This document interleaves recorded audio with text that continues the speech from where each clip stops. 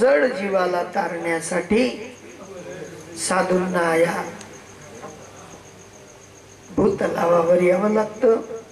साधू येतात, निर्मळ अंतकरणाने येतात आणि निर्मळ अंतकरणाने तुमच्या आपल्या ठिकाणी त्या ज्ञानाचा उद्बोध करतात आणि त्या उद्बोधाने तुमचं आपलं अंतकरण सुद्धा निर्मळ होतं आणि निर्मळ अंतकरणाचा जो भाव, भक्ती सूत्राचा जो थांग आपल्याला लागतो, त्याच्यात मात्र काय निर्माण होतं?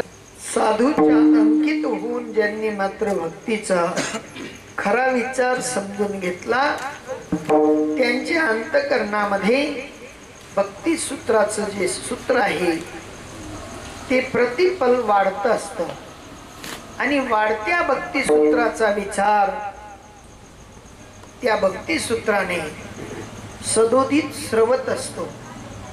ज्या ठिकाणी पाण्याचं पर्क्युलेशन असेल आणि त्या ठिकाणी जर का विहीर खोदली गेली तर त्या विहिरीला जसं जिव्हाळ्या स्वरूपाने पाणी मात्र सदोदित राहतं, ते कधी कमी होत नाही।